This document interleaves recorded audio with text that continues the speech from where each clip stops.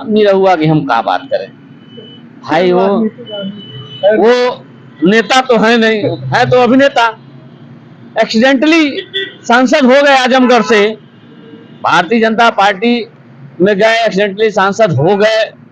आज हमारी मौजूदगी समाजवादी पार्टी के टिकट पर विधानसभा का चुनाव पिपराइच क्षेत्र से लड़ने वाले प्रत्याशी रहे हैं और लगातार अपने जो आवाज है जनता की बखूबी उठाते रहे हैं।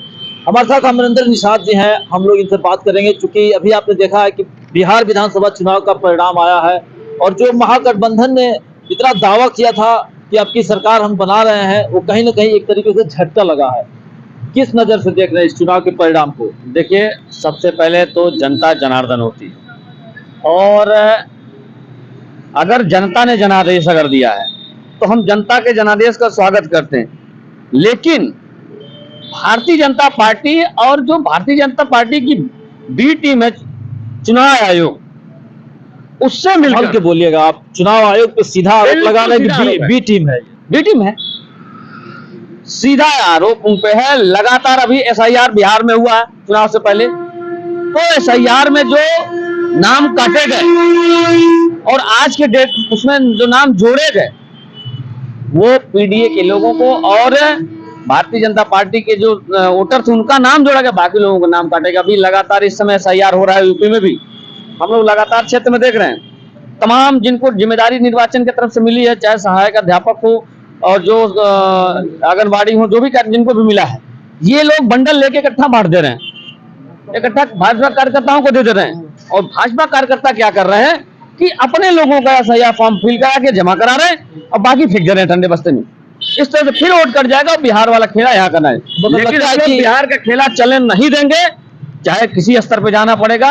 एसआईआर करें, एक एक आदमी का एसआईआर कराकर वोटरों को बचाने का काम किया जाएगा, क्योंकि वोट देने का अधिकार बाबा साहब ने दिया है और बाबा साहब का अधिकार का आनंद नहीं होने दिया जाएगा। निरहुआ सांसद हैं और वो बार बार ये कह रहे हैं कि ये लोग जहां जीतते हैं वहां तो ईवीएम पे आरोप नहीं लगाते हैं, जहां हारते हैं कहते हैं ईवीएम में दोष है। अब निरहुआ कि हम क्या बात करें भाई। वो नेता तो है नहीं, है तो अभिनेता। एक्सीडेंटली सांसद हो गए आजमगढ़ से, भारतीय जनता पार्टी में गए, एक्सीडेंटली सांसद हो गए। लेकिन वो नेता तो नहीं, उनकी बात का हम लोग बहुत वो नहीं करते हैं, कुछ भी कहें कोई फर्क नहीं पड़ता उनकी बात का। तो क्या मतलब अभी जिस तरीके से तेज प्रताप यादव ने दावा किया कि हमारे कई जो विधायक हैं वो सदन नहीं जाएंगे जो जीते हुए हैं, तो ऐसा नहीं लगता है कि कहीं ना कहीं ये लोकतांत्रिक व्यवस्था पर एक सीधा सीधा प्रश्न खड़ा कर रहे हैं, कहीं ना कहीं परिणाम से असंतोष है इनको? देखिए, लोकतंत्र में लोकतंत्र का हरण हुआ है भारतीय जनता पार्टी की सरकार में, लोकतंत्र का अपहरण किया भारतीय जनता पार्टी ने। तो उसका जवाब देने के लिए अगर महागठबंधन के नेताओं ने वहां तय किया है, उन्होंने सही किया होगा, वो स्वागत योग्य है। चुनाव के समय में ये भारतीय जनता पार्टी बहुत अच्छा माहौल बनाती है, तो पैसा बांट देती है, सरकारी पैसे का बांट देती है। 10,000 रुपए से चुनाव के पहले जस्ट पहले बांट दी, कभी कभी चुनाव के दौरान पैसे आते हैं, लोकसभा में हम लोगों ने देखा है। और अभी उन्होंने कहा था 1.5 लाख रुपए जो देने का अभी बिहार में, तो अभी दे तो समझ में आएगा। 1,90,000 जो देना था दे तब तो समझ में आएगा। नहीं, जीविका दीदी को उन्होंने अनाउंस किया कि हम देंगे पैसा। नहीं, अच्छा भाई ये बताइए, अगर एक घर में, एक गांव में अगर 5 व्यक्ति हैं, 5 महिलाएं हैं, क्या 5 महिला को दे देंगे? 5 परिवार है, 5 परिवार को दे देंगे?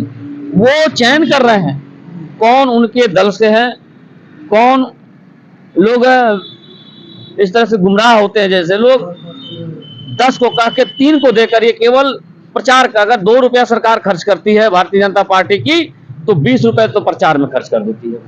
नहीं, ये तो जनता का बहुत बड़ा एजेंडा करती है। जनता बीजेपी का बहुत बड़ा एजेंडा है कि वो यहाँ तक कि कोरोना जैसे पीरियड में जब टीका लगा तो टीका उत्सव मना, तो हर बात में तो उत्सव मना लेते हैं। मोदी जी ने फोटो हटवा दी अपनी रसीद से, जो सर्टिफिकेट मिलता था मोदी जी फोटो हट गई, अब निकाल के देख लीजिए, नहीं हमने रखा है, उसके लगी है मोदी फोटो, लेकिन अब डाउनलोड करेंगे तो मोदी जी फोटो हट गई है।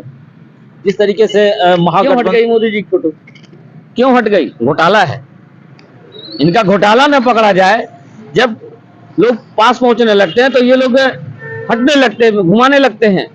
और बिहार की घटना चुनाव था, चुनाव के दौरान दिल्ली में दुर्भाग्यपूर्ण घटना हुई, इसका अभी जांच होना चाहिए। कहीं न कहीं इसमें लगता है साजिश की बू आती है, साजिश की बू है उसमें। मैं एक प्रश्न करना चाहूंगा कि आज महागठबंधन ने जो मुद्दे चुनाव में तय किए थे, जैसे पलायन का मुद्दा, बेरोजगारी का मुद्दा और जो कानून व्यवस्था को लेकर के, बिहार की जनता ने इन सारे मुद्दों को लगता है खारिज कर दिया है और जो एजेंडा और जो माइंडसेट सेट किया गया है, क्या जनता को उस पर भरोसा नहीं था क्या? अभी आप आंकड़ों पे हम बात करेंगे, जब आंकड़ों का देखेंगे, जब पूरा मिलान करेंगे तो कहीं न कहीं उसमें खेला हुआ है, भारतीय जनता पार्टी ने खेला किया है। और ये खेला, उसके बाद भी हम गठबंधन के लोग जनता के जनादेश को स्वीकार करते हैं और संघर्ष करेंगे। अगर बिहार के नेतृत्व ने अगर तय किया है कि सदन नहीं जाएंगे तो वो स्वागत नहीं करेंगे। क्या अंतिम तौर पर कहेंगे, क्योंकि आप खुद विधायक पद के प्रत्याशी हैं और 2027 में उत्तर प्रदेश में भी चुनाव होने जा रहा है, तो अगर बिहार में ये खेल हो सकता है तो उत्तर प्रदेश का कहाँ बचेगा?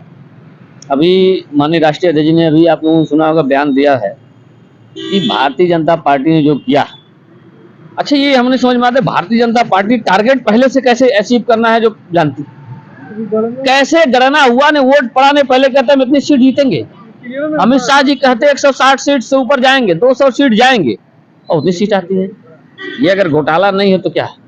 कौन सा सर्वे उनके पास इतना सटीक सर्वे होता है भैया? इतनी सीट उनकी आनी पहले से पता रहता, कहीं ना कहीं घोटालेबाजी है और आज नहीं तो कल पर्दाफाश होगा, सारे लोग जेल जाएंगे।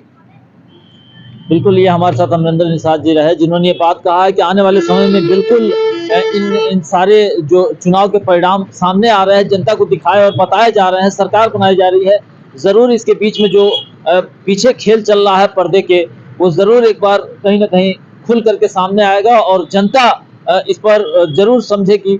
बने रहे हमारे साथ और देखते रहे एबी न्यूज़।